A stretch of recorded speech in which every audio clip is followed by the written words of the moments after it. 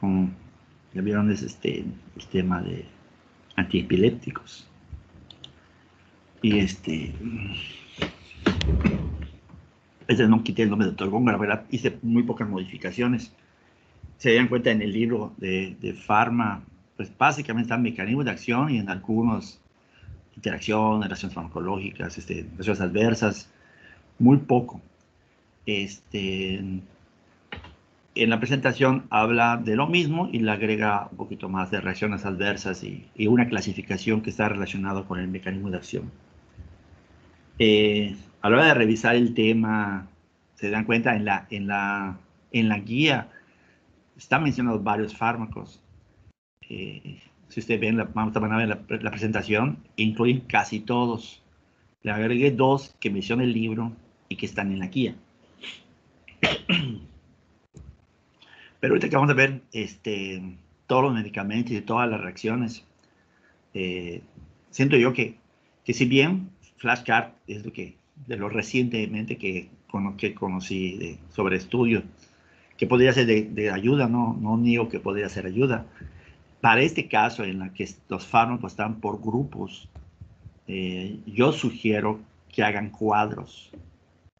Yo los cuadros los aprendí cuando en tercer año veíamos infectología.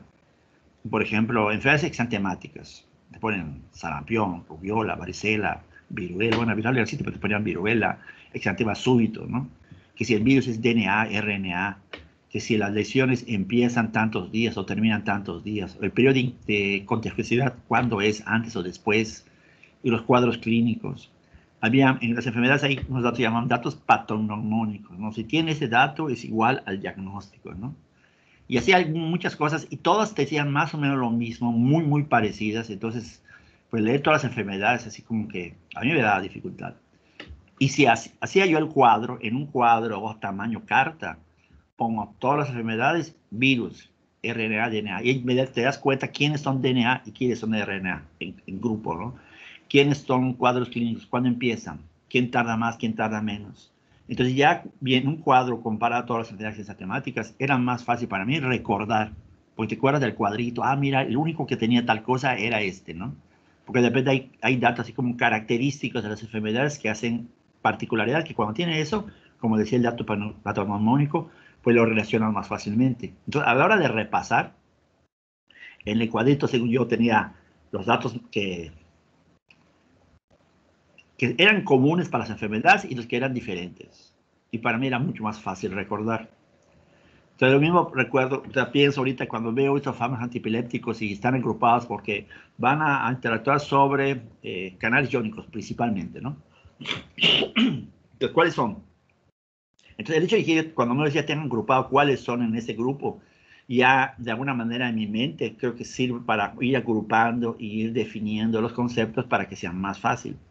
Porque si lo vemos uno y repetimos y el otro y otro van a ver cómo está toda la presentación, pues si al final te quedas como que de qué fue el tema de epilépticos y pues me acuerdo que bloquean canales de sodio, pero no me acuerdo quién, ¿no? Por ejemplo, ¿no?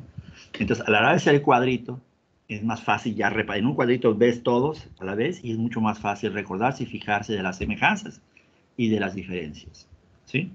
Entonces, si bien un cuadro les puede llevar tiempo, ¿no? Hacerlo y les va a ayudar, después les va a ayudar en cuanto a tiempo para repasar, podrían igual hacerlo entre amigos, ¿no? Cada quien hace uno o dos y se van compartiendo los cuadros y ahorita que hay computadora y hay Excel, mucho más fácil hacer cuadros, ¿no? Y ampliar las columnas y poner lo que uno quiera. No te tiene que limitar a un tamaño carta, sin oficio, no importa si es electrónico, pues no importa, pero al menos en un cuadro. Y para no poner un cuadro de todos los antiepilépticos, pues ponerlos por mecanismo de acción, pues sería una manera de hacer cuadros menos complicados que son más fáciles de estudiar.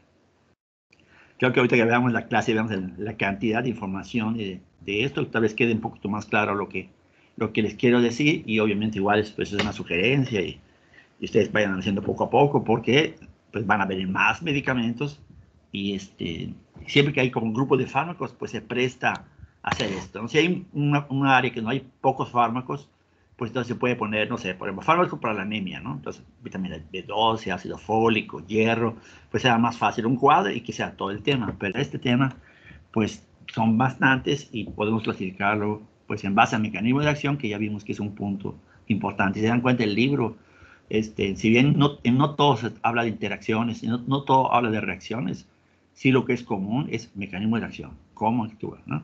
Porque es como las bases de la farmacología para luego ver terapéutica. Entonces, empezamos hablando de antiepilépticos. Hay una parte que para distinguir entre epilepsia y convulsiones, ¿no? Entonces, ¿qué son epilepsias? Pues son un grupo de enfermedades cerebrales crónicas caracterizadas por episodios de excitabilidad neuronal. El hecho de que diga que es un grupo de enfermedades es que epilepsia no es una enfermedad, sino que hay varios tipos, varias situaciones de entidades clínicas, que el hecho de que sea una crisis, pues una crisis convulsiva de repetición, por ejemplo, más de dos, ¿verdad? Entonces ya es considerado una epilepsia y van a tener después como que ese es el nombre común y luego el apellido pues puede ir cambiando. Y muchas veces dependiendo de ese apellido o esa clasificación, pues el manejo va a ser diferente. Pero entonces, en general, es grupo de enfermedades donde va a haber un problema de excitabilidad neuronal. Tal vez lo más fácil de hacer referencia cuando hablamos de excitabilidad neuronal y cuando hablamos de, se piensa en una epilepsia, lo primero que viene a la mente es una actividad eléctrica normal en un área de corteza motora, ¿no? Como que es muy evidente cuando la persona tiene una convulsión y tiene movimientos anormales, ¿no? Entonces, yo nada más mencionando la actividad eléctrica que es desbordada de las neuronas, que debe haber una inhibición, un control, pero que si se pierde ese control, ya sea porque aumenta la estabilidad o porque disminuye la acción inhibidora, pues va a haber una descarga. Y el cuadro clínico va a depender de la zona de la corteza que esté desencadenando esa actividad. Si es una parte de la corteza motora que coordina el movimiento de la mano, pues esa neurona se está desprogresando, pero va a haber movimientos anormales en la mano, derecha o izquierda, dependiendo del área. Si esa zona se localiza nada más allá, pues será esa parte del cerebro. Pero lo que pasa frecuentemente es que puede esa zona estimular a zonas adyacentes y entonces estimular otros motoneuronas que van a inhibir otros músculos y se va a presentar ya una convulsión generalizada, ¿no? Dice 1% de la población padece de epilepsia. Dice, segundo trastorno neurológico más frecuente. O sea que de una manera, 1% se oye poco, pero si piensas en la población mundial, pues son muchas personas, ¿no? Y hay clasificaciones, ¿no? Esta clasificación, hay varios tipos de clasificaciones. Aquí le mencionan como que están muy orientadas, esta clasificación en particular, es decir, la veo, está muy orientada hacia convulsiones relacionadas con el movimiento, con la contracción músculo esquelético, ¿no? Dice, pueden ser parciales o generalizadas. Y las parciales pueden ser simples o complejas. La diferencia entre simple y compleja es la pérdida de conciencia. Si la persona tiene movimientos anormales en una mano y está consciente, pues es una parcial simple. Pero si es una parcial compleja, si es parcial, pero además pierde el estado de conciencia, si la persona no recuerda, no está consciente de qué está pasando en ese momento, y después reacciona y despierta y pregunta, no sabe qué pasó, perdió el estado de conciencia, es una compleja. Aquí parciales que pueden posteriormente, como decía, evolucionar a generalizarse, pueden ser generalizadas simples o pueden ser complejas cuando pierden el estado de conciencia, ¿no? Las generalizadas de entrada, aquí se refiere a la actividad muscular. Las tónicas, bueno, las tónicas es cuando es una convulsión, no hay aumento del tono, la contracción quedan duras las manos, de las extremidades. Si es en los músculos del cuello, queda rígido el cuello, rígido la espalda, se pueden arquear, es tónico, ¿no? Si es una tónico-clónica, por ejemplo, las clónicas, vamos a decir, para clónicas, son movimientos de flexión, como sacudidas, y las mioclónicas son movimientos más repetitivos y con mayor frecuencia en cuanto a los movimientos. Por eso las tónico-clónicas son cuando el paciente tiene primero la parte esa tónica de aumento de la tensión y luego vienen los movimientos clónicos, ¿no? Y estas convulsiones atónicas se está refiriendo al hecho de unas crisis sin movimiento, ¿no? Como las crisis de ausencia.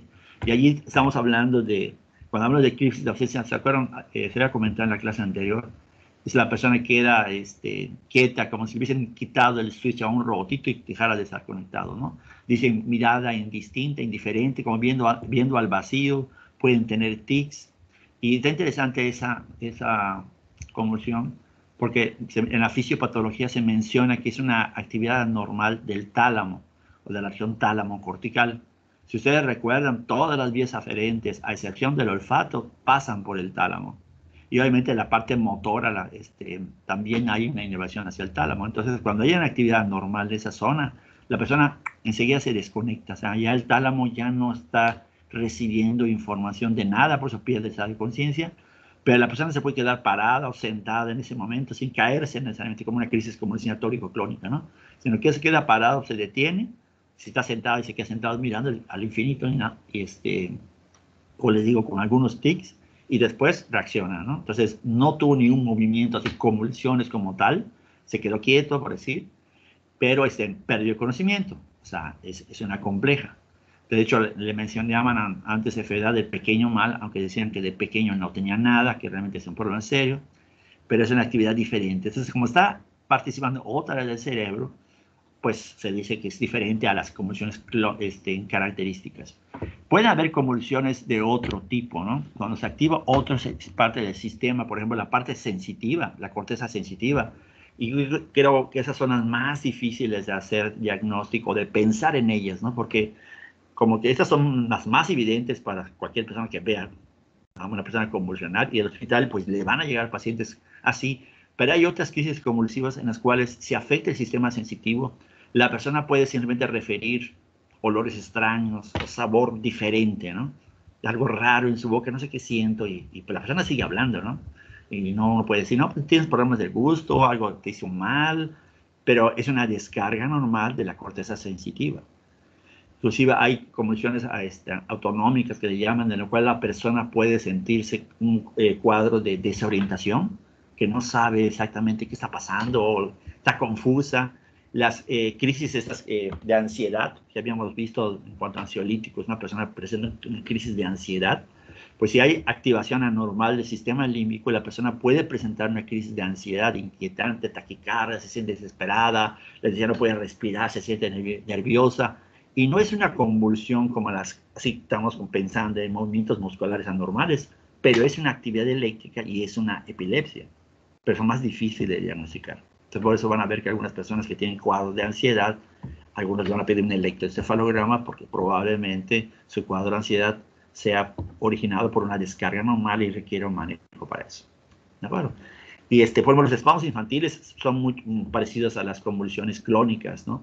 Hay como que flexiones de la cabeza y del cuello, ¿no? Hay enfermedades que sí tienen un signo que al doblarse el cuello y el abdomen del tronco, le llaman como el saludo maometano, ¿no? Como ¿cómo los llaman? Los musulmanes, ¿no? Con un saludo así maometano, de Mahoma más o menos, como saludando así de esta manera, ¿no? Pero son flexiones y son característicos en convulsiones en niños, ¿no? Entonces no son los tónicos clónicos que son los que más van a ver, ¿no? Entonces, nada más aquí, después ustedes van a ver epilepsia, van a ver las crisis convulsivas, pero nada más aquí para enfatizar que no solamente son movimientos anormales, ¿no?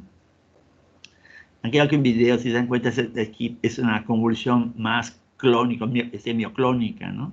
Descargas así repetidas, ¿no? Si la persona, digo, muchas veces empieza con algo tónico, que se quedan rígidos los pacientes, se empiezan a desviar la cara, sus brazos quedan rígidos, y después vienen esas convulsiones, después cuando dice que es una convulsión tónico-clónica. En ese, por ejemplo, video en el que está allá, se les puso un video sobre qué hacer en caso de la crisis convulsiva, porque es muy frecuente. Sé que ahorita no están saliendo, pero cuando salgan, regresemos a la normalidad y salen con sus batas y estén andando por la calle, no es raro que caminando en algún lugar una persona en la calle pueda presentar una crisis convulsiva. Entonces, cuando ven que tiene su bata de médico, casi es así como que te voltean a ver qué vas a hacer, ¿no? Entonces, por eso puse el video. Porque, digamos, cuando yo era estudiante, me acuerdo que sí, el concepto que se tenía, inclusive yo lo veía en el hospital, era sujetar al paciente, ver que no se mueva, como que controlarlo.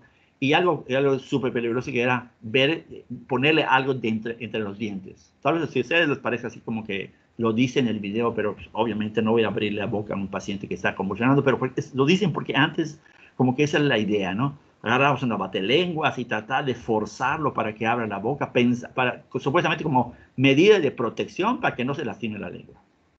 Pero si la persona ya está con espasmo en el músculo de tríceps, tiene cerrado los dientes, pues quiere decir que, y no ven sangre en la boca, quiere decir que no mordió la lengua, no está mordida la lengua. Entonces, por lo tanto, pues no la abran, porque si la abre, pues de repente saca la lengua y la muerde, ¿no? Y si la mordió, ya no hay nada que hacer.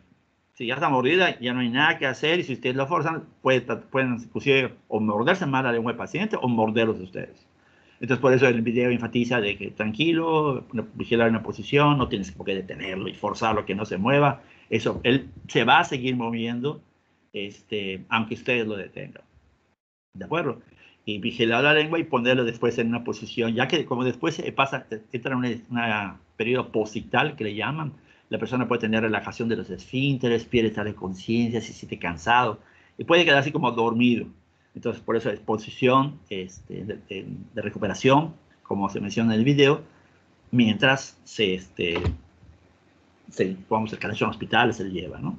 Entonces, por eso es muy importante este video, porque creo yo que lo van a ver antes de que termine la carrera de medicina, van a estar en una situación así, y pues de repente uno dice, ¿y qué hago si no sé qué hacer? O no me acuerdo cuál es la dosis de las benzodiazepinas. Tranquilos, no necesitan saber eso, solamente saber qué es lo que no deben de hacer y qué es lo que deben de hacer, y mientras, pues recibe atención y se lleva, no pasa nada, ¿no? Como menciona, no se va a morir el paciente por esa convulsión. Sí, es cierto, si son repetidas las convulsiones, producen daño, ¿no? Pero eso en la calle, ustedes pues no pueden hacer más que eso, llamar al servicio médico y vigilar al paciente, que no se lastime más que nada, porque el movimiento ese ven que puede, pues golpearse, ¿no? Depende de dónde esté, ¿no? Ok, si el paciente llega al hospital y si está convulsionando como este paciente, ¿cómo lo manejan?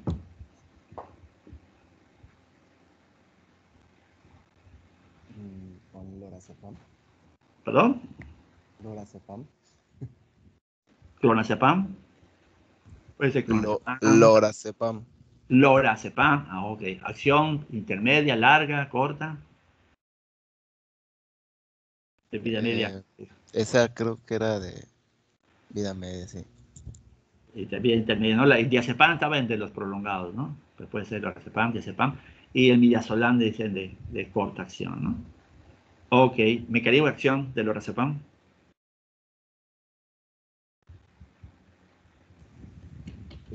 Como las benzodiazepinas, ¿no? Todo lo que es aumentando la frecuencia de apertura de los canales de cloro. Ah, exactamente. Los canales de cloro, que saben, en este caso serían los receptores GABA A o B. Ah. Ándale, de acuerdo. Entonces, porque son receptores ionotrópicos, entonces se une a receptores, a los canales iónicos de cloro, que son los receptores GABA, y se une al sitio del GABA o un sitio diferente. A un sitio diferente. A un sitio diferente. Entonces, supuestamente modulan la respuesta y aumentan la frecuencia de la apertura de los canales, entra más cloro, se hiperpolariza y pues detiene la crisis convulsiva, ¿no? Entonces, si sucede por primera vez este movimiento, pues ¿qué son las convulsiones? Dice, contracciones intensas e involuntarias. Esto es una crisis convulsiva. No es igual a epilepsia, ¿sí? Después, ven en el video se menciona, ¿no? Que hay diferentes causas de crisis convulsivas o de epilepsia si se repite, y dependiendo de la edad, pues va a ser la causa más frecuente, ¿no? Si un niño que tiene fiebre convulsiona, pues puede convulsionar por una neuroinfección, por supuesto, pero muchos niños van a convulsionar con fiebre, ¿sí? Si estamos pensando en una persona de más de 50 años y convulsiona, o sea, tenía 50 años sin ningún problema neurológico, y de repente convulsiona, oye, no será un problema de accidente vascular cerebral, tiene alguna irritación, está produciendo eso, ¿no? Si es intermedio, no será un tumor, ¿de acuerdo? Entonces, pues, ya después verán, dependiendo de la edad, pues las causas más frecuentes de convulsiones. Si la convulsión es repetida, entonces ya se puede hablar de epilepsia, ¿no? Ok. Bueno, esos son videos que la liga no está, pero bueno, esta es como que el mejor estudio para ver esa actividad, no solamente es el electroencefalograma, sino hacer un video y ver el electro. Entonces, cada una de esas líneas es un electrodo que está, por lo que da una mitad del cerebro de la parte derecha y la parte izquierda, y el número de canales pues variable, ¿no? Entonces, en esta parte, no, aquí no se ve en el video, pero en esa foto, pero así se hacen estudios para ver las alteraciones, porque algunas veces la persona pues sí padece crisis convulsiva o se está sospechando que tiene una crisis convulsiva o algo, pero bueno, o sea, no se ha constatado, ¿no? Entonces, se requieren estudios, pues ese es el mejor de forma, ¿no? Hacerle un video y hacer el trazo. Y alguna vez, aunque ya se sepa que tiene, sí, evidentemente presión de crisis convulsiva, pues se le hace el estudio para ver dónde está el sitio, el foco, y estos pacientes reciben manejo al menos durante 2 años. Entonces, muchas veces, obviamente, después se requieren un control, a los 2 años le pueden tomar otro electro, tienen el antes y el después, y ven si ya se corrigió la actividad eléctrica normal. Y también para futuras, el seguimiento ya sin medicamentos, pues hacer un electro después de cada 6 meses más o menos para asegurarse de que no existe ninguna actividad anormal, ¿no? Entonces, pues esa es la parte, la idea de esas imágenes, ¿no? Entonces, ¿qué son los fármacos antiepilépticos? Pues van a ser los fármacos que sean capaces de bloquear el potencial de acción. Y nos queda claro, si un potencial de acción, ya sea por sodio o calcio, genera el inicio de la actividad eléctrica, pues si yo bloqueo el potencial de acción, pues voy a bloquear la actividad de la neurona. Sé que se despolariza, se genera ese potencial de acción, llega a la terminal sináptica. Aquí en la terminal sináptica entra calcio. ¿Se acuerdan que era muy importante eso en fisio? En el botón sináptico entra calcio. Pues si se bloquea la entrada de calcio, pues ya no se va a liberar el neurotransmisor. Si esa inervación presináptica es por GABA y yo estimulo a GABA, pues va a inhibir a ese potencial de acción. Si la transmisión es por glutamato y yo bloqueo glutamato, pues también se va a inhibir la conducción de las señales, ¿no? Entonces, todas las sustancias que puedan bloquear la generación de potencial de acción o la transmisión sináptica, pues va, en una persona que tiene una actividad normal, pues va a controlar la epilepsia, ¿no? Dice, los fármacos disponibles proporcionan un adecuado control en aproximadamente 2/3 de los pacientes. Esto, aunque ya hay nuevos, ¿verdad? Y esa es la razón, yo digo, una de las razones por las cuales hay muchos medicamentos. Siempre que en una enfermedad les digan muchos medicamentos, hay muchos medicamentos para esa enfermedad, en un libro de farmacología, es que por lo general, o sea, se debe a que, bueno, en este caso no podría decir, bueno, es que como son diferentes enfermedades de epilepsia, por eso han visto que se requieren medicamentos diferentes. Pero si el mecanismo subyacente es muy parecido, pues uno podría decir que los mismos fármacos debían, no debe haber tantos medicamentos, ¿no? Como muy pocos medicamentos, uno para las musculares, unos para las sensitivas y otro para los otros tipos de convulsiones, debería ser suficiente. Pero cuando hay tantos medicamentos es porque los que se están utilizando o no controlan a todas las enfermedades, a todos los pacientes, o tienen muchas reacciones adversas, ¿no? Ya vimos el caso de los barbitúricos para la ansiedad, sí son muy buenos, pero lo deprimen demasiado, ¿no? Entonces ya no funcionan. Entonces, cuando vemos crisis convulsivas, vemos tantos medicamentos, dice, vamos a ver los prototipos. Ajá, me pones más de 10, entonces, ¿cuáles son los prototipos, no? Pues me sería ponerles 4 nada más o 5, pero en las guías donde se están viendo medicamentos están estos medicamentos de primera y segunda opción, pues cuando menos que veamos los mecanismos de acción y las interacciones más importantes para que se aprendan lo más importante sobre esto. ¿De acuerdo? Si acaso como médico general, si pensando en médico general, en urgencias el uso de las benzodiazepinas para el control de crisis convulsiva es súper básico, sí, súper básico, ¿no? Porque en servicio social sí se tratan en una parte de consulta externa, pero también rotan a urgencias, como médico general. Entonces llega el paciente convulsionando y no sé qué hacer, pues está mal, ¿no? Pues, ¿qué es lo que tengo que hacer? ¿Qué es lo que no? Y manejar la crisis, estabilizo vía aérea, y si tengo que luego agregarle, por ejemplo, impregnarlo con difenidramina, algún medicamento que yo le pueda dar inicialmente, y obviamente hay que estudiarlo, porque ¿por qué convulsionó? Ya le controlé la crisis convulsiva, pero ¿por qué? Es un problema de un tumor cerebral, hay que hacer una tomografía para ver si hay un tumor. Es un problema funcional, hay que hacer un electro.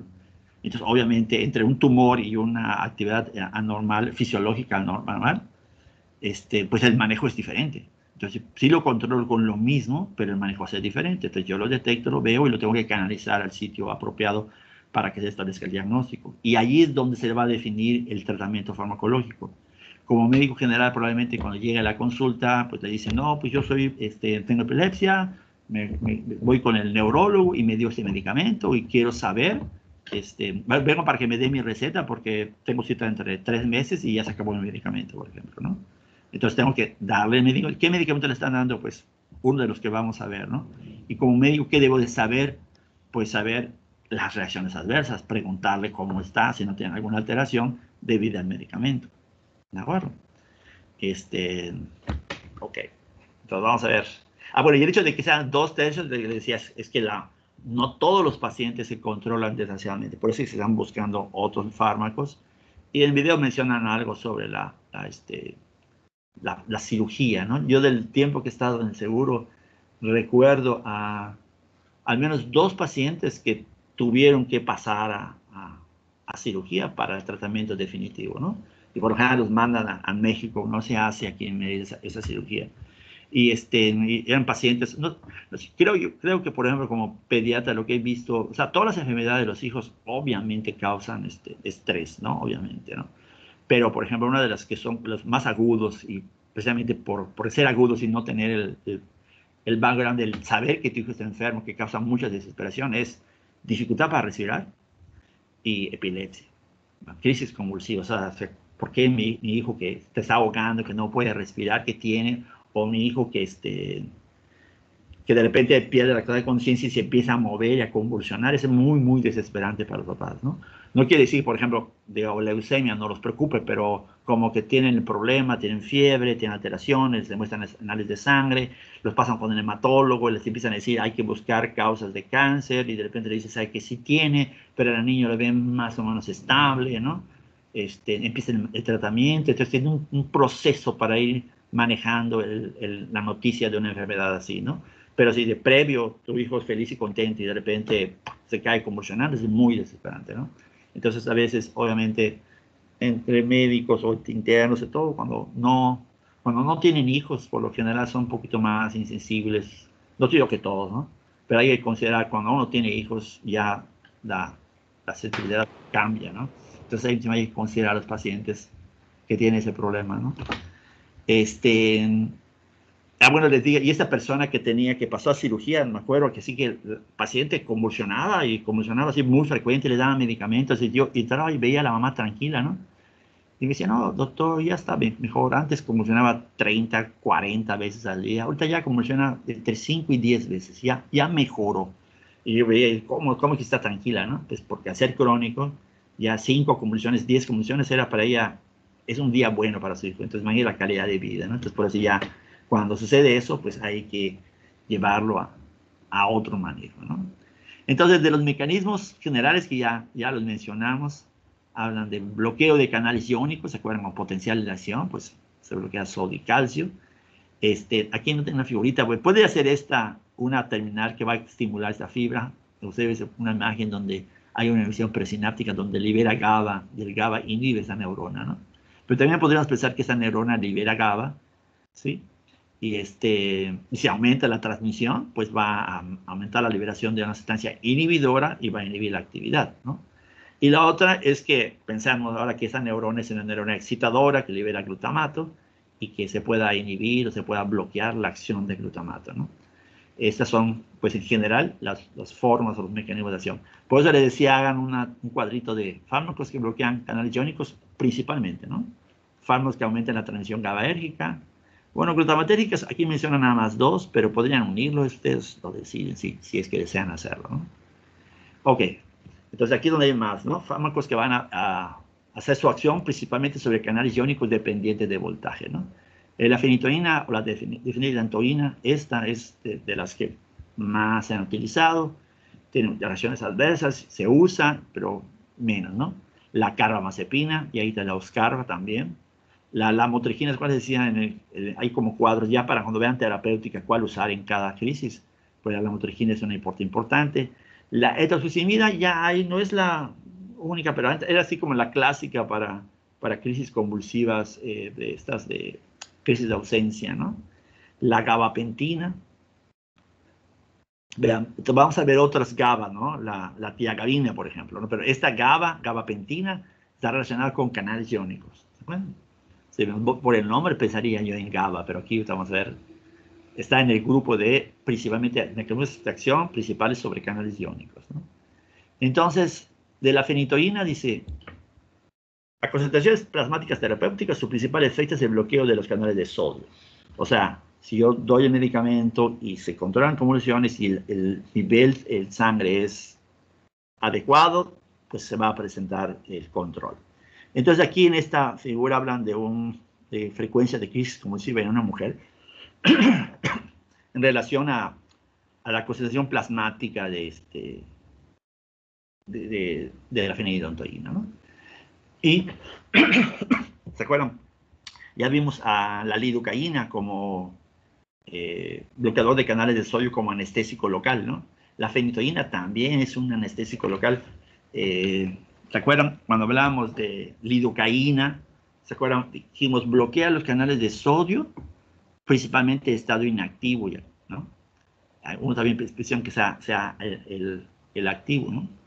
Aquí dice principalmente sodios abiertos o inactivados. ¿Qué quiere decir? Que están abiertos, están funcionando, están dejando de botar sodio o lo acaban de hacer, pero mucho menos en reposo, ¿sí? Entonces, como dice, con mayor eficacia, igual con la que decía la lidocaína, se une a los canales de calcio, a los canales de sodio, en los tres estados de los canales, ¿no? En reposo, activo e inactivo, pero principalmente estados abiertos o inactivos. Si es una persona que está despolarizando, que tiene actividad eléctrica, obviamente esos canales de sodio están pasando frecuentemente a estado activo e inactivo, y eso hace que sean mucho más sensibles, ¿no? Esos que están siendo activados, despolarizados de manera más frecuente que lo debería ser, para que en ellos actúen la fenitoína, ¿sí? Y siempre cuando menciono la lidocaína, hago la referencia a fenitoína, y digo, llama la atención que la fenitoína que bloquea canales de sodio es un antiepiléptico. Pero cuando vemos lidocaína, dijimos que la lidocaína puede producir crisis convulsivas. ¿Se acuerdan? ¿Por qué se explicaba que la lidocaína puede producir crisis convulsivas siendo bloqueador de canales de sodio?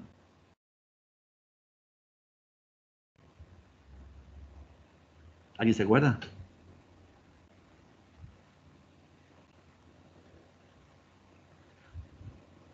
Dice, depende de la sensibilidad de las neuronas, ¿sí? Entonces, en el cerebro, dice, principalmente hay neuronas excitadoras e inhibidoras, ¿sí? Entonces, quiere decir que si bloquea canales de sodio y convulsiona con la lidocaína, quiere decir que las neuronas GABAérgicas deben ser más sensibles a la lidocaína. Bloquea las neuronas GABAérgicas y entonces prevalece la acción excitadora, y eso podría explicar la crisis convulsiva, ¿no? En ese caso, fenitoína, si se puede dar, obviamente no estamos hablando de una persona que no tiene crisis convulsivas y le doy lidocaína como anestésico y por eso se bloquean las GABAérgicas. Aquí estoy hablando de una persona que tiene crisis convulsivas, que tiene una parte del cerebro donde sus células están despolarizándose anormalmente, y por lo tanto cuando doy lidocaína, pues se bloquean esos, por este hecho de que se unen con mayor eficacia para los canales abiertos e inactivos. ¿De acuerdo? Entonces aquí ponen la concentración mínima efectiva y me llama la atención aquí, vean, episodios convulsivos como que se controla, y después vean aquí, cuando baja el nivel, se presentan crisis convulsivas. Esto en clínica, este dato que está acá, aunque es una mujer nada más, el reporte de una persona, esto es importante desde el punto de vista práctico. Persona, imagínense, presentan crisis convulsivas, todo un choque en la vida de la persona, ¿no? Estoy convulsionando, tomo un medicamento y de repente me apego a mi tratamiento y tiene un buen control. Pero como va pasando el tiempo, se les digo que son mínimo 2 años de tratamiento, como va pasando el tiempo, 3, 4 meses, y sobre todo, por ejemplo, como mencionan también, ¿no? Que muchas personas no siguen el tratamiento por las reacciones adversas. Pero vamos a suponer que no tiene tantas reacciones adversas, le está yendo bien al paciente. Ya viene 6 meses tomando el medicamento. Y si está bien controlado, las personas empiezan a decir, oye, pero si lo estoy tomando bien, si yo me siento bien, empiezan a dudar en cuanto al diagnóstico, ¿no? ¿Por qué voy a estar tomando un medicamento para llevar una vida normal si yo estoy bien? ¿Sí? No tienen la fractura, no tienen la herida abierta, ni tienen fiebre, simplemente ya regresaron a su vida de antes normal, ¿no? Que les fue bien al paciente. Y entonces lo dejan de tomar. Y cuando lo dejan de tomar, presentan crisis convulsivas y regresan al hospital. Entonces, una de las preguntas obligadas a un paciente que es epiléptico, conocido, y que llega al hospital y ya convulsionando, es preguntarle, casi, ¿desde cuándo no toma sus medicamentos? ¿Cuánto tiempo tiene que no los toma? Y si ya le dicen, no, doctor, hace una semana, hace un mes, ¿sí? Entonces ya saben cuál es la causa, ya tienen diagnóstico de epilepsia porque lo estaban viendo, ya saben por qué convulsiona ahorita y lo que hay que reimpregnar con medicamento y reiniciar el tratamiento otra vez. ¿Sí? Otras veces, también hay que verlo, hay que saberlo también, hay eventos que aunque estén tomando sus medicamentos puedan desencadenar un cuadro, ¿no? Por ejemplo, si hay una infección agregada, como que descontrola al paciente y puede presentar cuadros, aunque esté tomando bien sus medicamentos. Esto que les acabo de decir, de que vigilar que se apeguen al tratamiento para estar pendientes y seguros de que lo están recibiendo, para diagnosticar si el paciente tiene una buena dosis, pero esta vez convulsionó porque tiene un evento, una infección, por ejemplo, que le quitó el control de la enfermedad, o saber si lo que le estoy dando, la dosis que le estoy dando, llega a niveles terapéuticos o no le estoy dando, si tiene reacciones adversas sobre todo, ¿no? Que el nivel del medicamento sea muy alto, más de lo normal, hace obligatorio a esos pacientes medirle los niveles séricos de los anticonvulsivantes, ¿no? Sobre todo porque va a ser algo crónico, ¿no? O sea, no le voy a dar, vamos, paracetamol a un paciente, no le mides, ¿no? Pero a ese paciente que es crónico, parte del seguimiento, eso lo va a ver el neurólogo, el internista, es solicitar los controles, niveles séricos para ajustar y ver qué está pasando, si está normal, si lo está recibiendo bien y todo, ¿no? Pero digamos así, sin ser neurólogos, llega convulsionando por esto, por lo general, aquí vean, bajó la concentración mínima efectiva del medicamento. No estoy diciendo que en esa señora sea, pero una de las causas es porque lo dejó de tomar. Bueno, entonces, recordar esta gráfica es importante, ¿no? ¿Cuáles son las propiedades farmacocinéticas de la fenitoína? Pues es un ácido débil, vamos a ver de ácido y cuál es la base, ¿no? En este caso hablan de un ácido débil, de baja hidrosolubilidad. Entonces, ¿se acuerdan de ácido débil? Un ácido se absorbe mejor en un medio ácido y una base en un medio básico, ¿no? Pensando en absorción, pues yo quiero que el medio sea de acuerdo al tipo de fármaco que es, ¿no? Si es un medio ácido, obviamente dice la absorción en el intestino va a ser lenta y variable porque sabemos que el ácido, la fenitoína, que es un ácido débil, cuando pasa a un medio alcalino, pues la forma que va a tener carga va a ser mucho mayor y por lo tanto va a haber menor cantidad de fármaco que pueda atravesar. Si se atraviesa, si se absorbe, porque sabemos que hay una parte del fármaco que no va a tener carga y va a poder absorberse, ¿no? Por vía intramuscular precipita y se absorbe lentamente. Y esto de que, vamos, ¿por qué es importante este dato así aislado de IM fenitoína? Cuando están convulsionados los pacientes, ya sabemos, es benzodiazepinas y con eso lo controlan. Algunas veces tienes que impregnarlo, cuando el paciente está grave tienes que impregnarlo, pues tienes que canalizarlo y por lo general puedes lograr una vía intravenosa y darle fenitoína, ¿no? Por lo general pasa. Pero la pregunta es, ¿no le podría dar fenitoína por vía intramuscular? Porque no lo puedo canalizar y está convulsionando, por ejemplo, ¿no? Pues no se ha controlado con la fenitoína, pues hay que llevarlo, inclusive repetir la dosis de las benzodiazepinas, inclusive llevarlo a coma barbitúrica, que es el manejo para el estado epiléptico, ¿no? El estado epiléptico lo definen como un paciente que está convulsionando por más de 5 minutos, o que de entre convulsión y convulsión no recupera el estado de conciencia, ¿sí? Entonces a ese paciente requiere un manejo más agresivo que inclusive llega hasta el uso de los barbitúricos que hemos mencionado que tienen muchas reacciones adversas y casi menos se usa. Pero en esos casos todavía van a haber el uso de tiopetal como barbitúrico para manejar a esos pacientes. Entonces aquí IM precipita y se absorbe lentamente. Entonces pues vamos a ver, hay medicamentos, ¿no? Como la fenitoína, que eso se pueden absorber bien por vía intramuscular, ¿no? Es la importancia de ¿no? Se une a proteína plasmática en un 90%, es muy liposoluble, pensando en un fármaco que va a actuar sobre el sistema nervioso central, pues es adecuado que sea liposoluble y atraviesa bien la barrera hematocefálica, ¿no? Como no ha saturado su metabolismo, su vida media del plasma es en promedio 24 horas, ¿no? Cuando no se ha saturado. ¿Se acuerdan? Cuando hablamos de eliminación, de cinética de eliminación, ¿no? De orden cero, de primer orden, si es de orden cero está saturado, ¿no? En este caso, cuando no se ha saturado, pues va a poder alcanzarse concentraciones adecuadas, ¿no? Antes de que empiece a aumentar su concentración porque ya no se puede eliminar. Pero vean, en esta podemos ver, hablan de la concentración de fenitoína en función de la dosis. Y uno podría decir que si aumenta la dosis, la concentración sérica fuera lineal, ¿no? Eso sería de esa manera. Pero aquí vemos que la concentración sérica aumenta en forma exponencial, ¿no? Entonces, dice, metabolizados principalmente en la fase 1 de metabolismo, ¿no? Por las enzimas C. Sus metabolitos son inactivos. Y aquí ya pensando en mi cuadrito, voy a ver cuáles tienen metabolitos activos y cuáles tienen sus metabolitos son inactivos. Es algo que me permite recordar fácilmente en un cuadro, ¿no? Ahora, si su metabolismo se satura al aumentar la dosis, ¿no? Entonces, si yo estoy aumentando la dosis, llega un momento que la concentración se eleva ya en forma exponencial, es lo que se está metabolizando, ya no se puede metabolizar de la misma velocidad y por lo tanto la concentración empieza a aumentar, ¿no? Claro que dice, si se satura, pues ya sabemos que es cinética de orden cero, ¿no? Si se aumenta, se satura el sistema, tiene cinética de emisión de orden cero, porque ya la capacidad de metabolizarlo está sobrepasado por la cantidad de fármaco, entonces la vida media del fármaco aumenta, y si yo no lo sé y sigo tomando el medicamento a la dosis indicada, pues aunque yo tome la dosis correcta, pues mi nivel en sangre va a aumentar y el riesgo de reacciones adversas va a aumentar. Okay. Y me hablan de reacciones adversas y la clasifican entre A, B o C, ¿no? Entonces, va a actuar bloquear canales de sodio, ¿no? Entonces, todos los datos que sean sobre el sistema nervioso central, pues se puede pensar que es bloqueo de canales de sodio en otros sitios, ¿no? O sea, visión doble y nistagmos, ¿te acuerdas? Movimientos anormales en los ojos, pues va a ser por alteraciones del bloqueo de canales de sodio.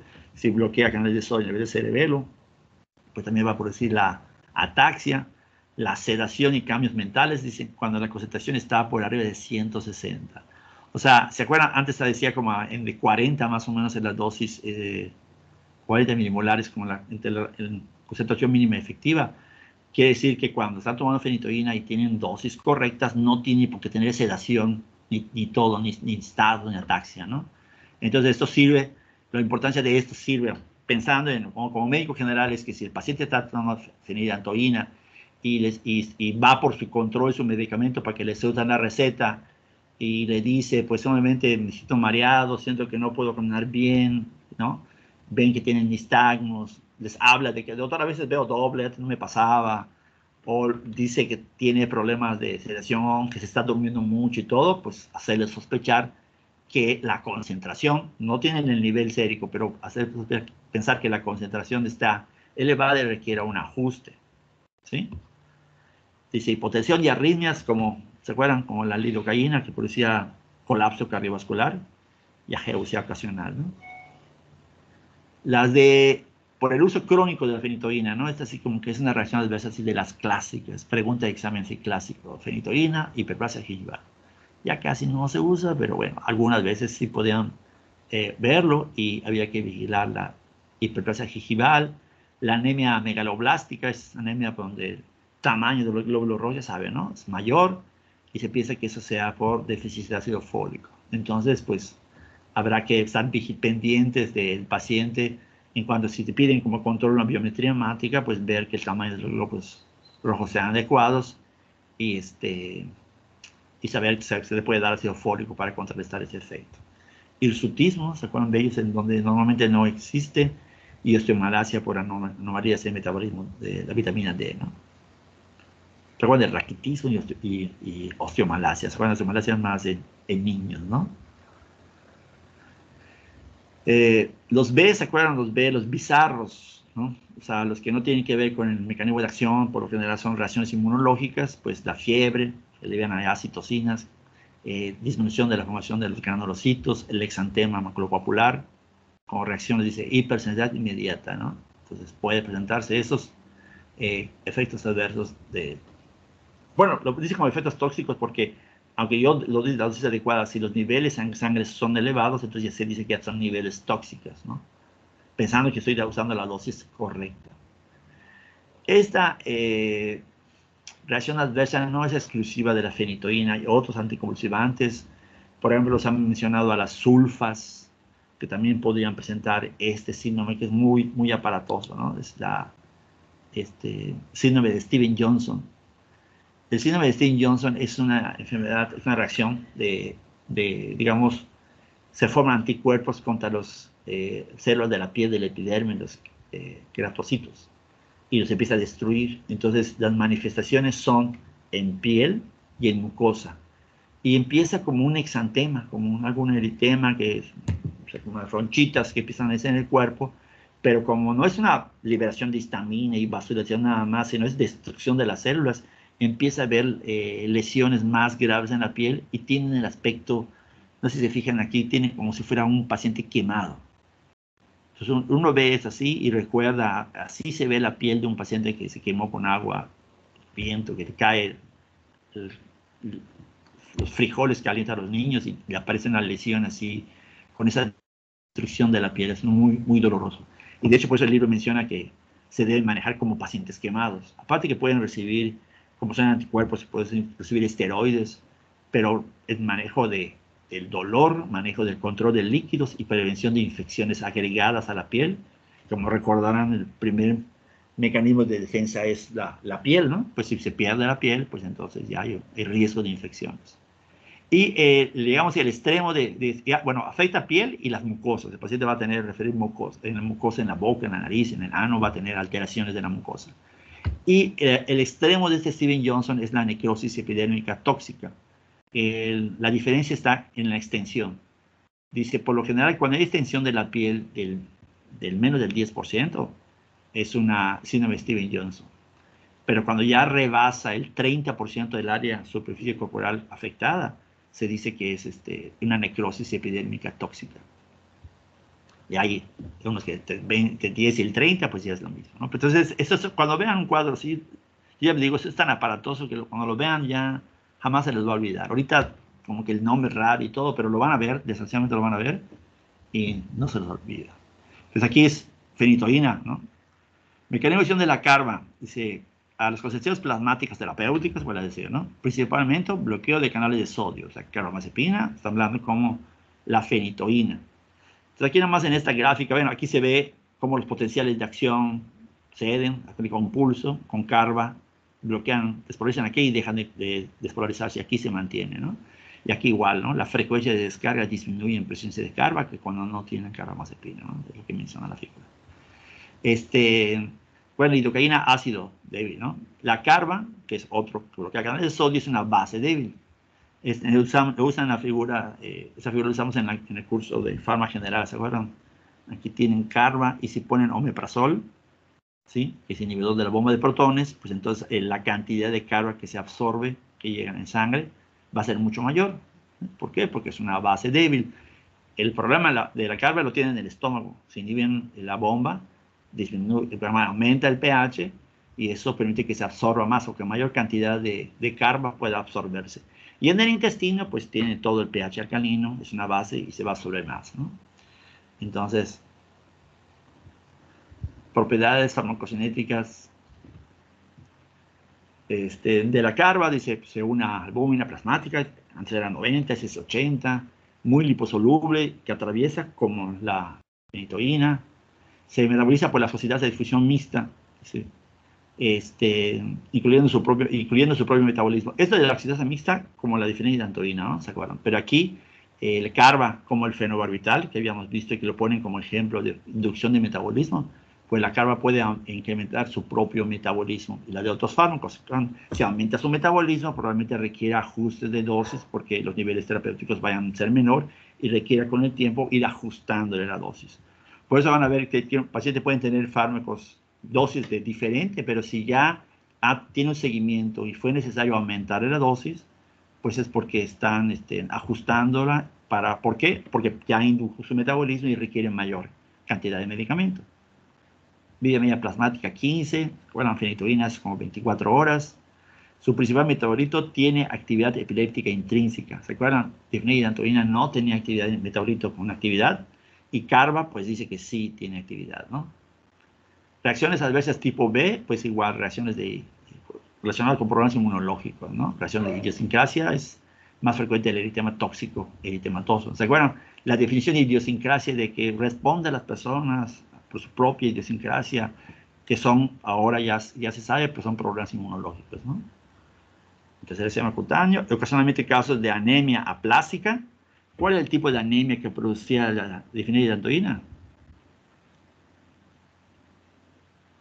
Megaloblástica. ¿Cuál? Megaloblástica. Megaloblástica, ¿no? Entonces, se dan cuenta, en un cuadrito, aquí veo anemia plástica, o sea, ahí no se producen glóbulos rojos. Y agranulocitosis, ¿no? Dice, efectos adversos tipo A de la carba, pues igual, como muy parecido a la DFH, ¿no? Que atraviesa bien la barrera, diplopía en nistagmos, ataxia, sedación y cambios mentales, ¿eh? Muy parecido a DFH. Aquí nomás le agregué esto de que carba induce su propio metabolismo y induce a todas esas CYPs, ¿no? Que producen. Importante, obviamente, la 3, se acuerdan que era de las que están relacionadas con la mayoría de los fármacos que se utilizan. No quiere decir que la 2C, la 2D sean importantes también, pero la 3A son de las más importantes. Dice UDP, glucuronosil transferasa, también es otra de las enzimas que van a ser inducidas por la carba, ¿no? Ahorita van a ver por qué. Hablamos de la oscarba, pues es un profármaco, a diferencia de la carbamazepina. Lo menciono porque está entre los propuestos, ¿no? Que reduce rápidamente, se reduce rápidamente al metabolito 10 monohidroxilo, o sea que es un profármaco que va a tener un metabolito activo, como la carbamazepina, ¿no? Responsable de su actividad anticonvulsiva. Este metabolito bloquea canales de sodio que se cree que modula los canales de calcio. Entonces, además de sodio, pues parece ser que también calcio, es un poquito más que carba. Aprobado para usarse en adultos y niños con convulsiones focales. Dice, es un inductor menos potente que el de 3 a 4 y de la UGT, que carbamazepina. Te lo pongo por el hecho de que, si bien con la oscarba, al inducir el metabolismo propio y de otros medicamentos, induce el metabolismo de fármacos que yo requiero una dosis terapéutica, a la dosis que estoy dando debo tener un nivel terapéutico. Si está inducido el metabolismo, pues va a metabolizarlo más rápidamente y va a terminar su acción. Y eso sería un problema cuando se usan otros medicamentos.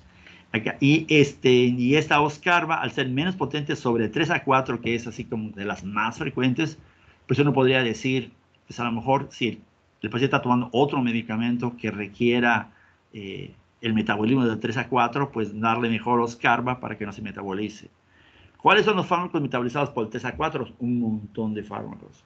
Entonces habría que tener la lista y estar tomando mi medicamento mi paciente y que yo me ponga a checar y ver, ¿no?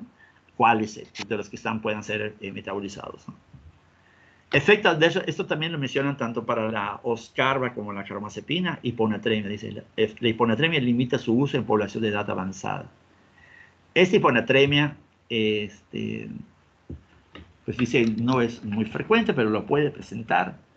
Y revisé un artículo allá que habla, reporte de un caso de paciente con que tiene hiponatremia por oscarmazepina, ¿no? Les voy a preguntar fácil a ustedes, ¿a qué creen que se deba? ¿A un aumento de la secreción de hormona antidiurética o a una disminución de la secreción de hormona antidiurética? Si tiene hiponatremia.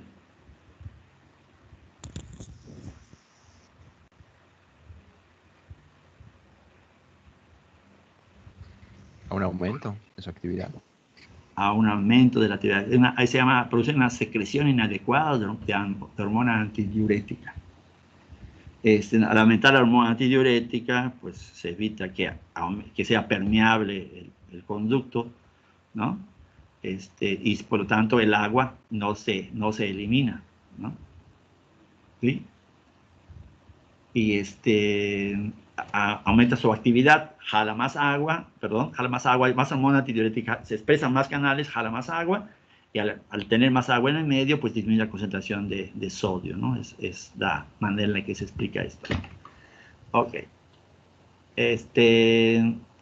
La lamotrigina, que es de las que dicen que se usan para muchas de las crisis convulsivas, ¿no?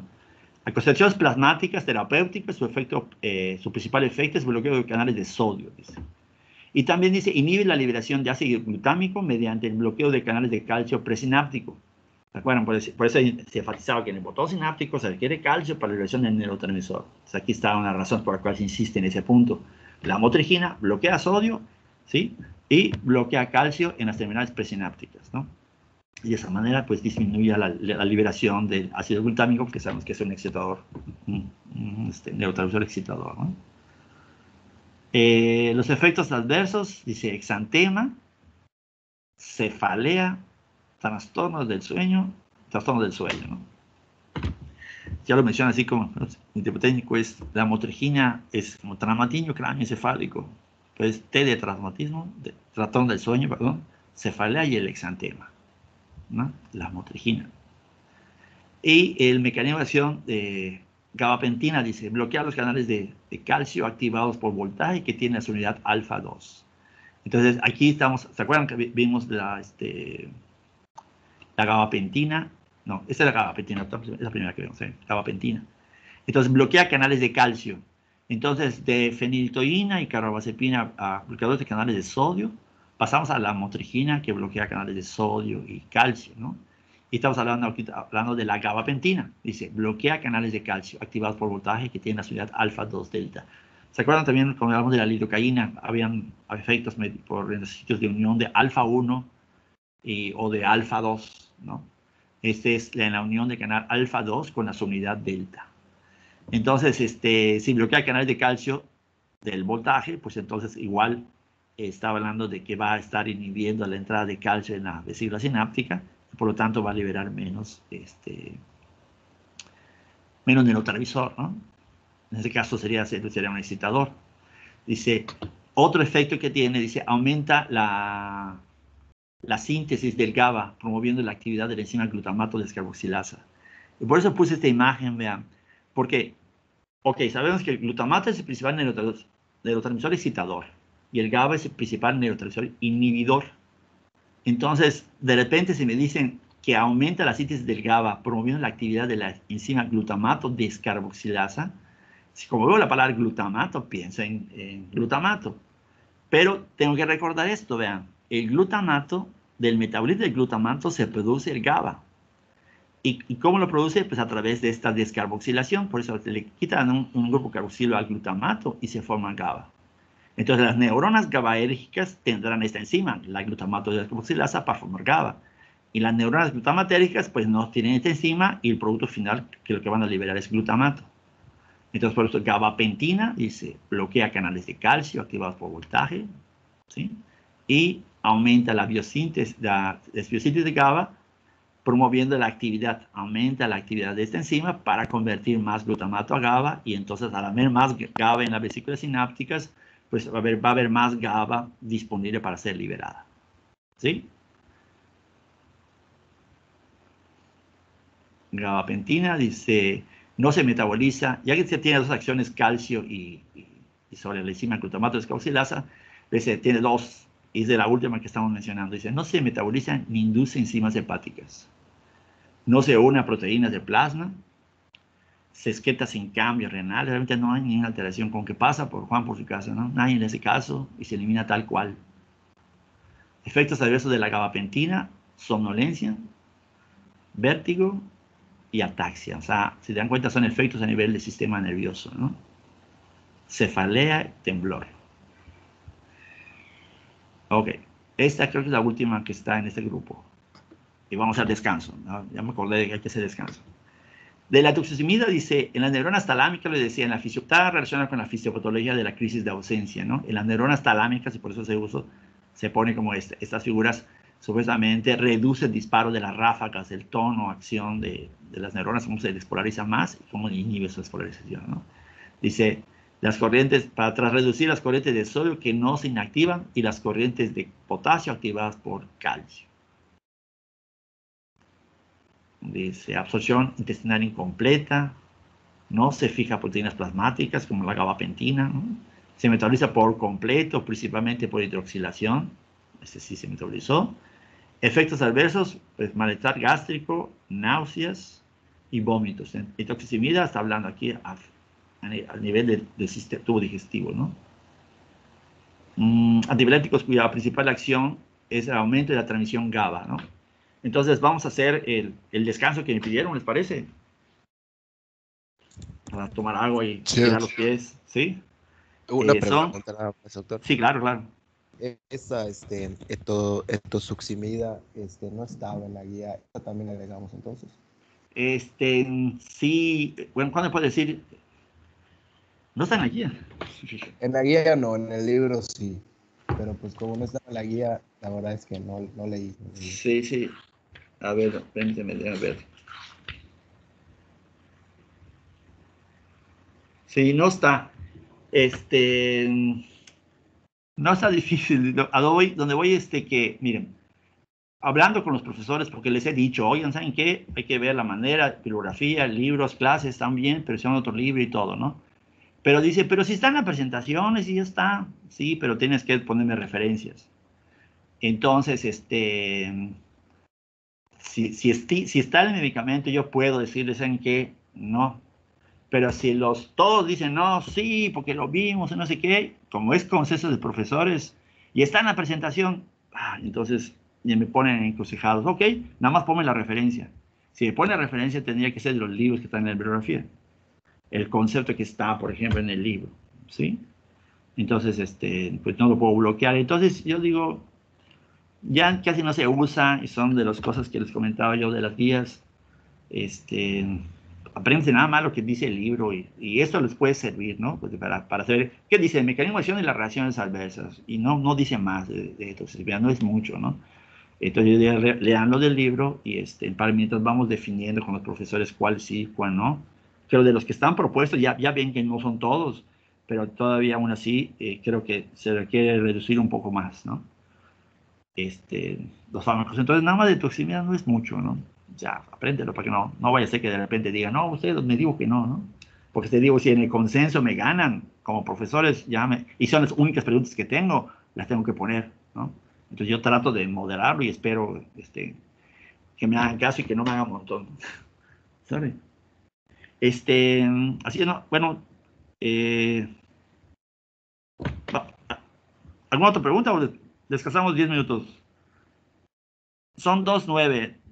2:19 nos volvemos a ver. ¿Sale? Ok, gracias. Sí, doctor. Dale, dale. Ok, doctor.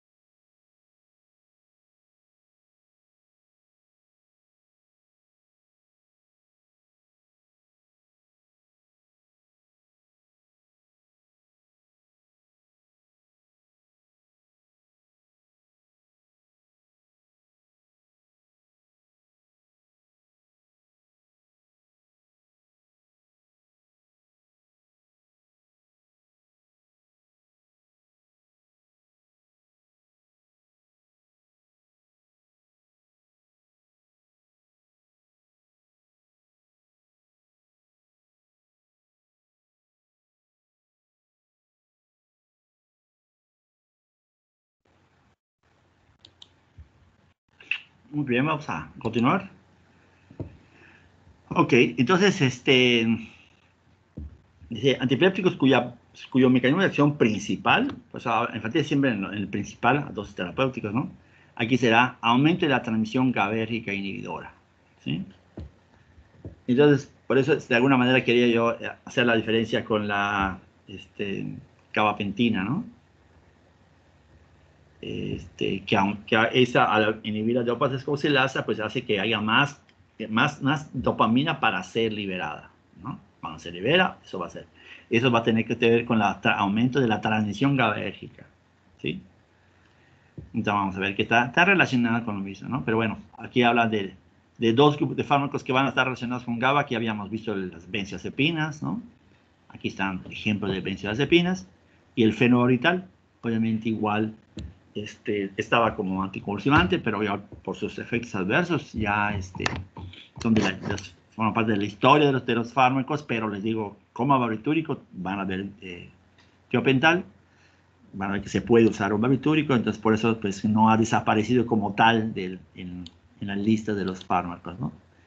Y aquí le agregamos la tiagabina y la vigabatrina, ¿no? Entonces básicamente vamos a ver en este grupo estos dos.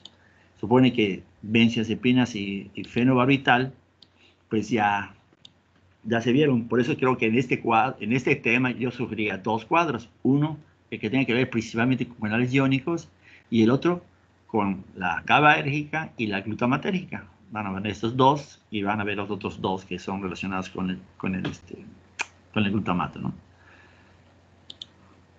A ver, vamos a ver.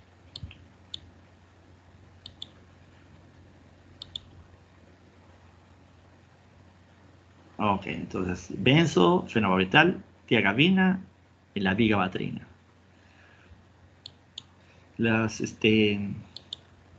mecanismo de acción de la tiagabina, bloqueo irreversible del transportador GAT1, ¿no? O sea, en teoría habla de se libera GABA y hay un transportador que va a hacer que regrese el GABA para que pueda ser disponible para ser otra vez liberado, ¿no? Si bloquea la recaptura, como los inhibidores de los antidepresivos, ¿no? Bloquean la recaptura del GABA, tanto por las células presinápticas como las células gliales, pues entonces va a haber un aumento de los niveles de GABA en la industria sináptica y eso va a aumentar la transmisión GABAérgica en la membrana postsináptica. ¿Sí? Entonces ya vamos viendo las diferencias de mecanismo de acción con la vigabatrina y la tiagabina, ¿no? Y la gabapentina, ¿no?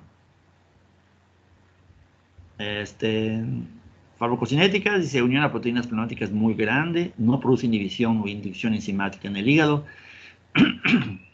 Y esto lo hacen hincapié por el hecho de la carbamazepina, del fenobarbital, que inducen su metabolismo.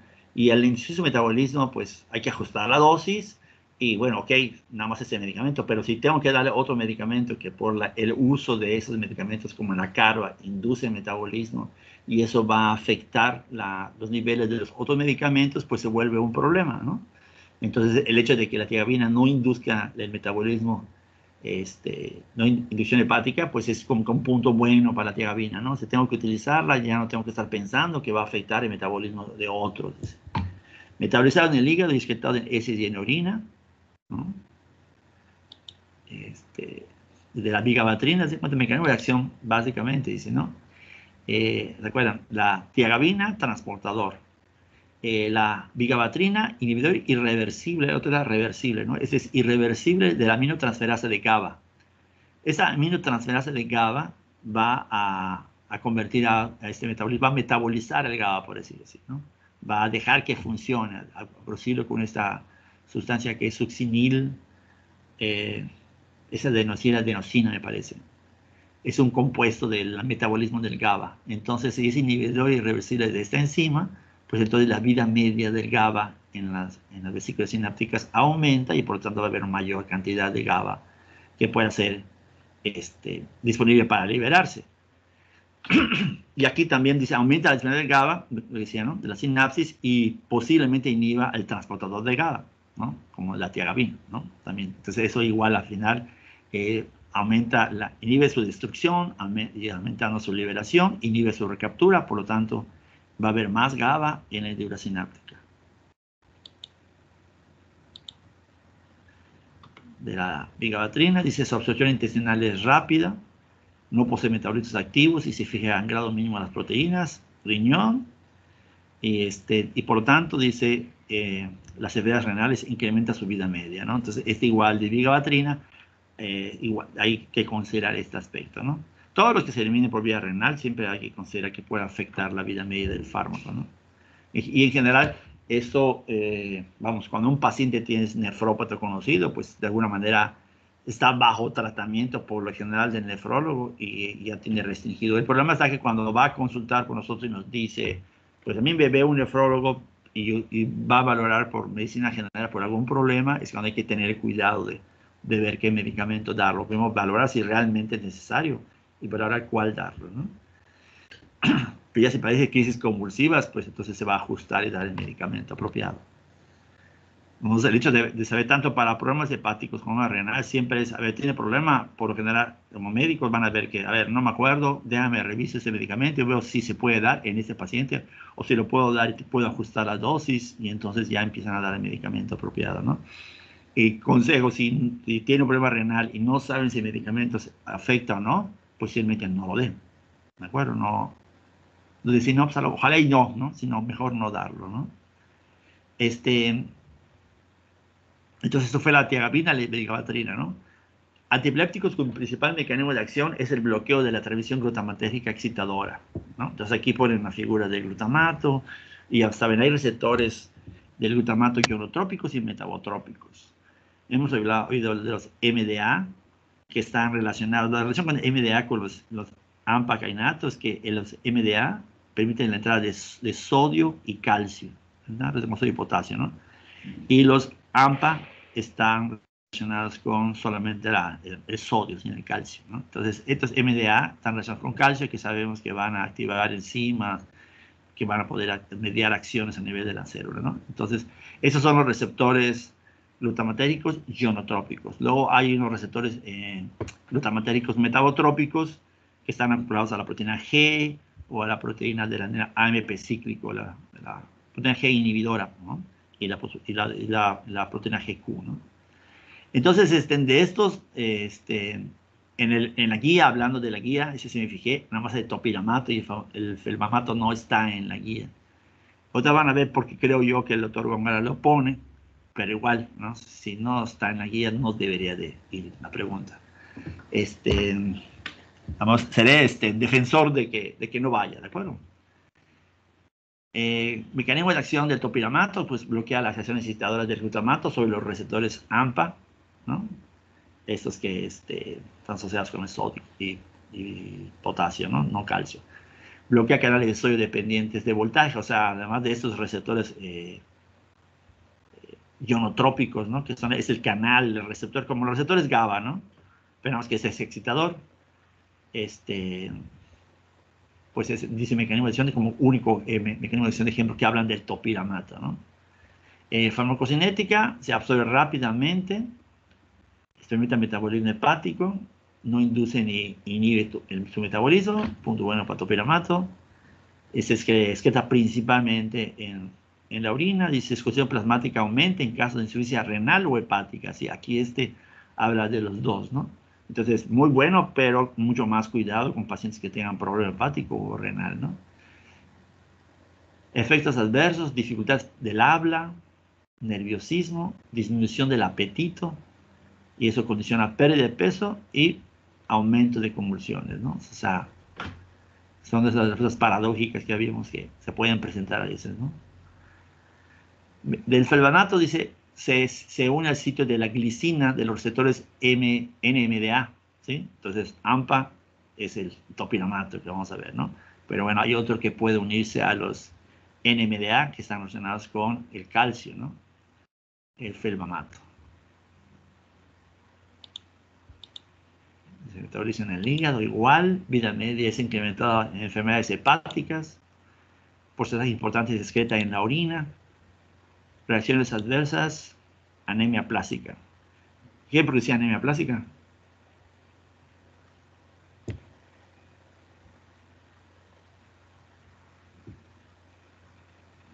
¿Fenitoína o carbamazepina? Caro. Caro, ¿verdad? Ahorita digo, yo siempre digo, ahorita como estamos viendo más o menos fácil recordarlo, pues estamos viendo las reacciones, pero les digo, hiciste el cuadrito, Salvador. Hepatitis grave, dice, se usa solo en casos refractarios, ¿no? O sea, están hablando de que, ¿se acuerdan? El mismo video menciona, la mayoría responden con un medicamento, otros requieren 2 medicamentos y un poquito tiene que ser cirugía, ¿no? Entonces, en el caso de, hablan de casos refractarios que no responden al tratamiento. He visto pacientes que usan no 2, 3 anticonvulsivantes, ¿no? Y con eso apenas se controlan, ¿no?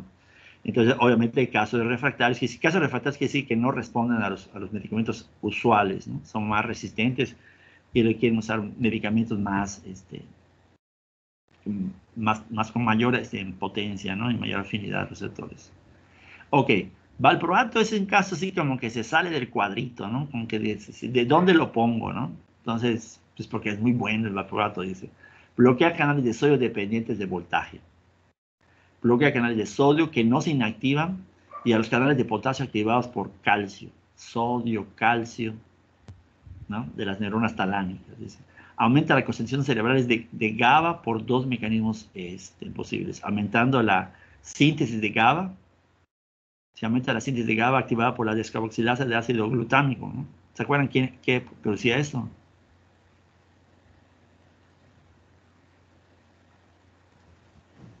¿Quién aumenta la actividad de la descarboxilasa del ácido glutámico? Era la gabapentina, ¿no? La gabapentina, ¿no? Exactamente. Pero como bloquea canales de calcio, pues lo tienen allá en el grupo de bloqueador de canales iónicos, ¿no? Disminuye el catabolismo del GABA inhibiendo la enzima GABA transaminasa. ¿Sí? ¿Quién hacía esto?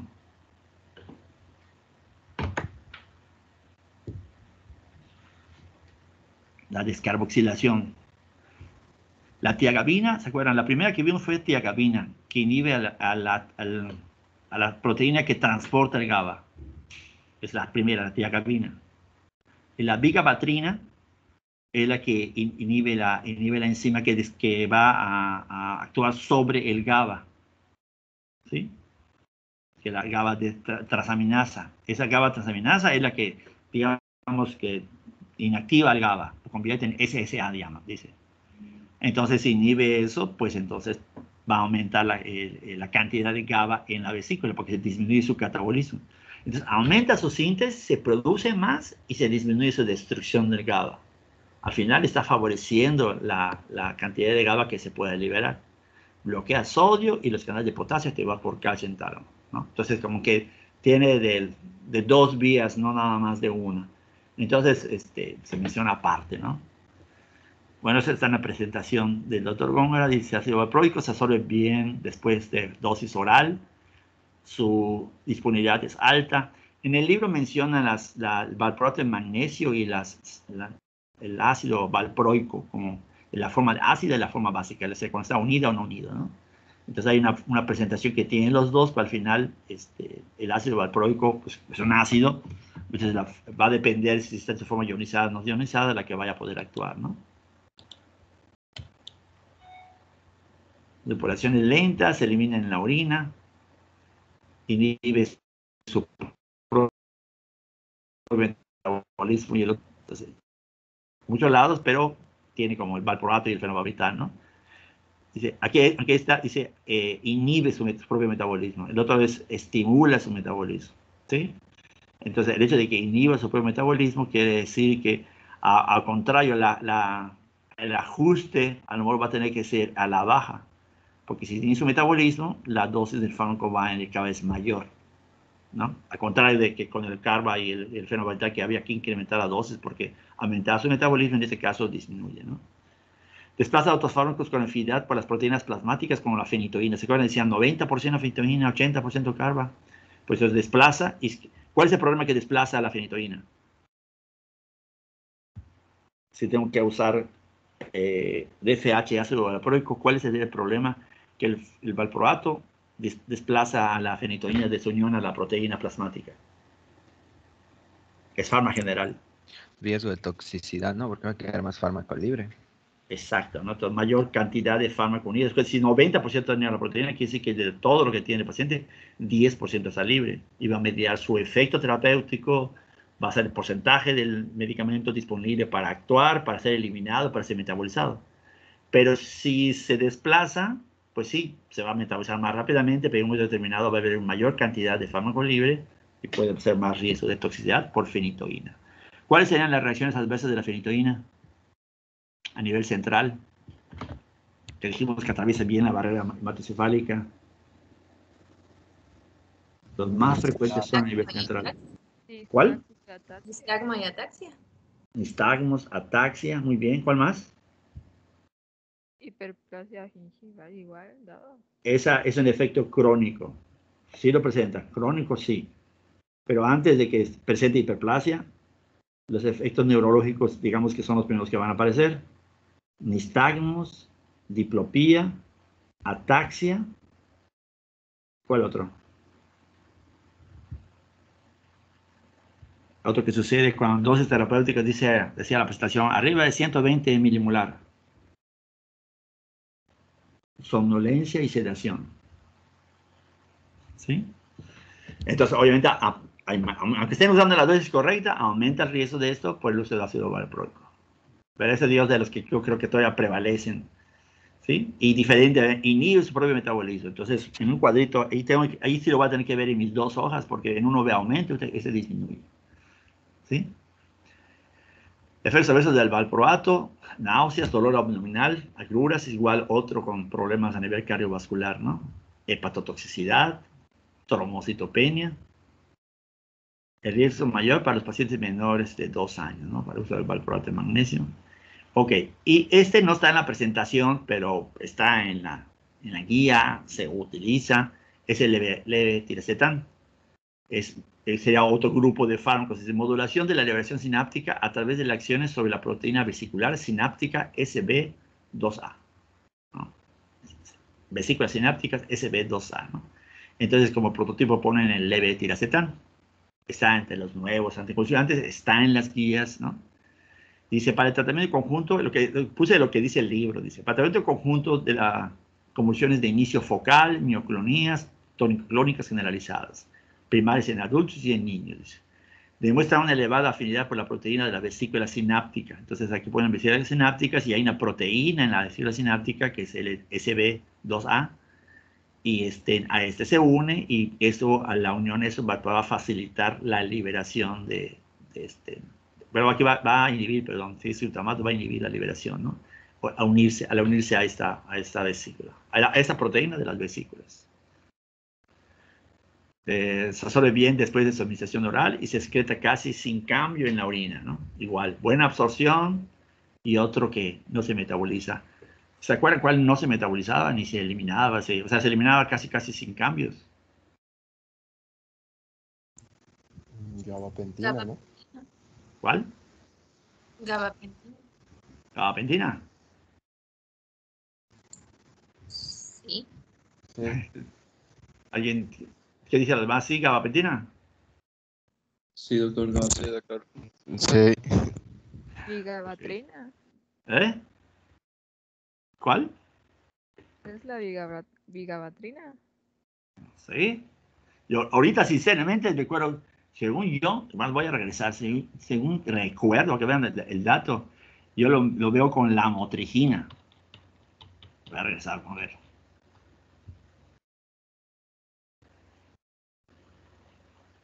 Si no, lo estoy recordando. Gabapentina, a ver. Ah, perfecto. Ya ustedes lo recordaron mejor que yo en gabapentina. Está yo confundido. Muy bien. Gabapentina. ¿Dónde me quedé?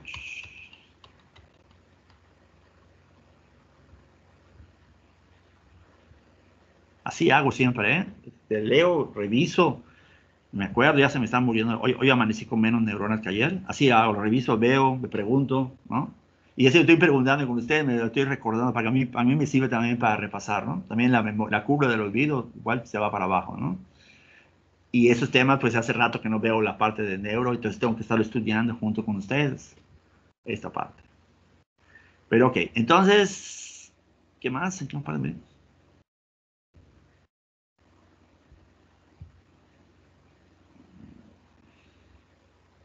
Ahí está, ¿no? Si se amista bien, se volvió oral y se excreta casi sin cambio en la orina, lo que resulta en poca o ninguna interacción farmacológica, ¿no? Entonces, levetiracetam. Puede causar alteraciones en el estado de ánimo y requerir una reducción de la dosis o un cambio del medicamento. O sea, puede haber alteraciones del estado de ánimo, ¿no? He visto otra que puede hacer esto.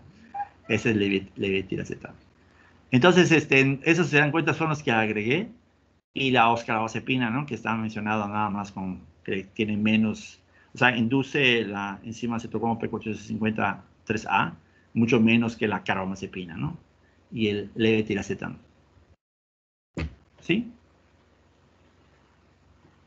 Entonces, por eso les decía del cuadrito, porque yo leo y reviso esto y hay algunos, por ejemplo, para mí, o sea, obviamente el TFH, fenobarbital, ya, diazepam, todos esos que decimos son de los clásicos y ya están desapareciendo. De alguna manera no es primera vez que los leo, ¿sí? Pero los nuevos para mí sí son nuevos y los estoy estudiando junto con ustedes. Y cuando veo toda la información digo, a ver cómo está, ¿no? Y por eso recuerdo lo de mis cuadritos. En el fin de semana estuvo así terrible en el Seguro Social. No tuve tiempo de nada. Y me hubiese gustado hacer un cuadrito para que yo también tenga y les muestre, ¿no? Pero bueno, se los menciono y como siempre es una sugerencia y ustedes sabrán si creen que les puede funcionar o si tienen muy buena memoria y se lo pueden aprender todo, sí, excelente, ¿no? Pero yo sí tengo que tenerlo en un cuadro concentrado para fijarme, si no puedo meter en un cuadro toda la información, cuando menos sí los puntos así muy básicos y similitudes y diferencias sí me ayuda a un cuadro, ¿no? Ok, ¿alguna pregunta o comentario? Yo tenía una Eh, pregunta A ver, sí. de referencia a, por ejemplo, una paciente que tiene epilepsia, quiere formar una familia. Es que estaba leyendo que los antiepilépticos están contraindicados en el embarazo. Entonces, si una paciente quiere tener hijos, am, ¿es posible? O sea, Sí, sí, o sea, sí. Ahora, o tú me dices, bueno, ¿cuáles serían los anticonvulsivantes? Y eso sí no está, como que sí, más de terapéutica, ¿no? ¿Cuáles serían los anticonvulsivantes que se dan durante el embarazo? Si te cuenta, en ninguna parte de esta presentación en el libro hablan, pero por supuesto que sí, sí, de hecho existe sí se puede dar, pero ahorita no te podría decir cuál es el medicamento. Por ejemplo, o sea, cuando viene a mi mente eso, piensa en otras cosas que tienen similitud, pero no tengo la respuesta a tu pregunta, porque, por ejemplo, mujer embarazada, diabética, no puede tomar hipoglucemiantes. Si se conserva con hipoglucemiantes, si se embaraza, tiene que se manejar con insulina durante el embarazo, ¿no? Pero ahorita no viene a mi mente, mujer que epiléptica, que si se embaraza, ¿qué medicamento debe tomar para su manejo de sus convulsiones, ¿no? Entonces, no sé, pero sí sé que sucede y sé que hay una respuesta, pero no me sé la respuesta a tu pregunta. Sí, vamos a ver. ¿No?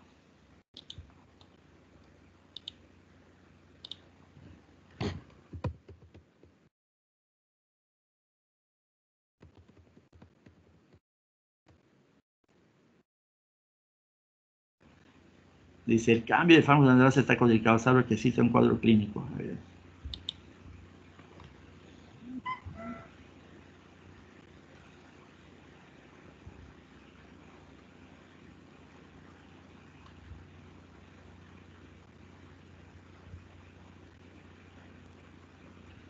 Aquí somos como en la introducción, ¿no?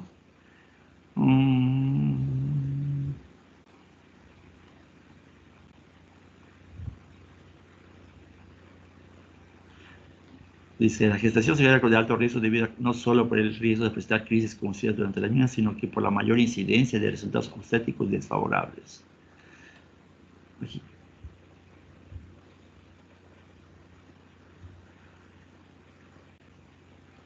El ácido valproico como de elección, pero aquí están hablando en general de tratamiento, ¿no? Ácido valproico en pacientes pensadas, bloqueo de canales de sodio, bloqueo de los cocientes de calcio y de la función GABAérgica, ¿no? malformaciones importantes. A ver, está hablando de las cosas que tiene aquí, habla de malformaciones, carbamazepina, anomalías del sistema nervioso, fenitoína. A ver si al final dice, porque creo que ahí está hablando de todas las reacciones adversas que tienen. En las mujeres epilépticas no tratadas, la frecuencia global de malformaciones congénitas oscila aproximadamente de 2.4 y en las tratadas del 6%. O sea, hacen referencia de aquí, no tratada con ningún anticonvulsivante. ¿Qué frecuencia hay de reacciones adversas? 2 a 4, ¿no? Si son tratadas, las frecuencias aumentan el 6%, ¿no? O sea, 2% más. O sea, sí es más frecuente, ¿no? Y aquí en los últimos estudios señalan que la epilepsia per se no incrementa el riesgo de las malformaciones. O sea, por sí las crisis convulsivas. Todos son teratógenos y hoy en día hay datos que sugieren que algunos son más teratógenos que otros. A ver si recomiendan alguno.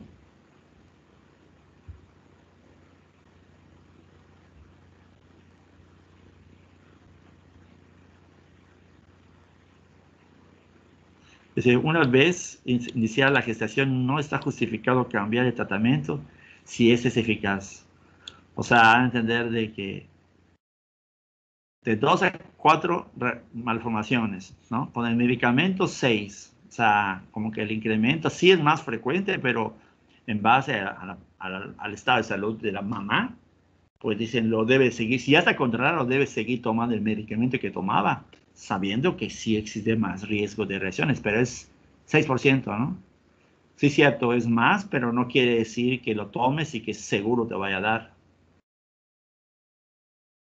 Y aquí dice, malformaciones más frecuentemente asociadas según anomalías orofaciales, sistema cardiovascular, anomalías esqueléticas. O sea, de alguna manera, o sea, como que no están hablando de que si estás embarazada no puedes tener, ¿no? Sí. Se debe de realizar una correcta planificación del tratamiento antiepiléptico y asegurar el cumplimiento del mismo. O sea, correcta planificación de tratamiento. Si está con epilepsia y embarazo, debe seguir con el tratamiento.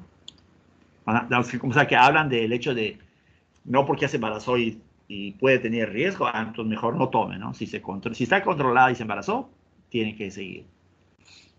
Obviamente, siempre la planificación familiar es un tema importante, ¿no? Entonces, por ejemplo, si una mujer ya tiene 1, 2 hijos, le llaman, ¿cuántos hijos quiere tener más? No, yo nada más quiero tener 1, quiero tener 2. Entonces se dice, tiene paridad satisfecha, ¿no? Entonces, si padece de crisis convulsiva, está tomando un medicamento y existe el riesgo de que pueda embarazarse en el futuro, pero ya no quiere tener más hijos, entonces se le ofrece un tratamiento definitivo, ¿no? Y pues que siga con un tratamiento para la epilepsia.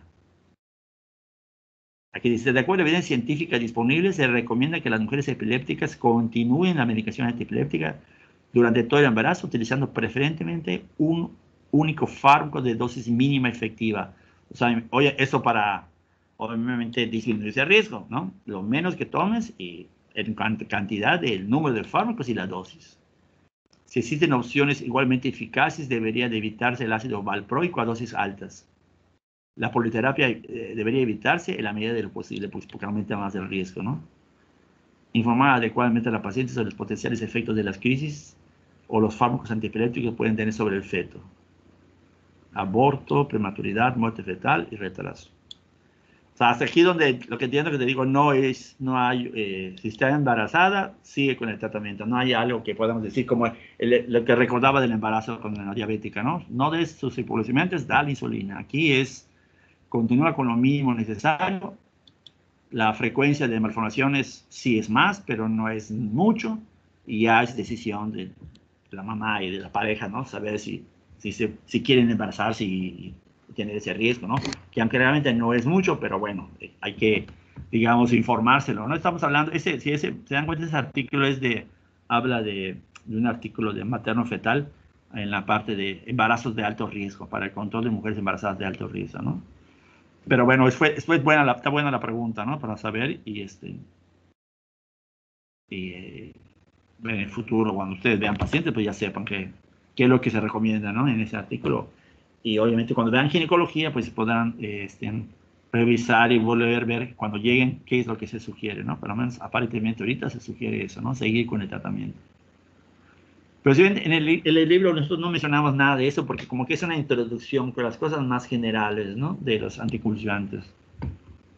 Ese punto me parece interesante, deberíamos de mencionarlo, ¿no? Pero me parece bien. Qué bueno que se hizo la pregunta. ¿Alguien quiere hacer otra pregunta? ¿O otro Doctor, comentario? ¿Sí? la evaluación del tema de hoy creo que no se abrió, Sí, porque sí. la mañana cuando revisamos decía que las preguntas no fueran agregadas. Sí, sí, sí. Creo que Carlos me mandó un mensaje y decía yo que ayer estaba así, no podía hacerlo. Hoy ya lo activé y como yo no lo activé a tiempo, puse que ya debe estar abierto ahorita y se debe cerrar hasta mañana. No tenemos clase mañana, lo puse hasta mañana a las 12, ¿no? O sea que tienen todo el tiempo del día de hoy y mañana hasta las 12 para poder contestarlo. Y ya me da chance ahorita programa la del miércoles y jueves. ¿Vale? El otro punto, hoy hubo reunión con los profesores de fisiopatología y pues están definiendo sobre las preguntas, porque hay preguntas que ya le llamamos declaraciones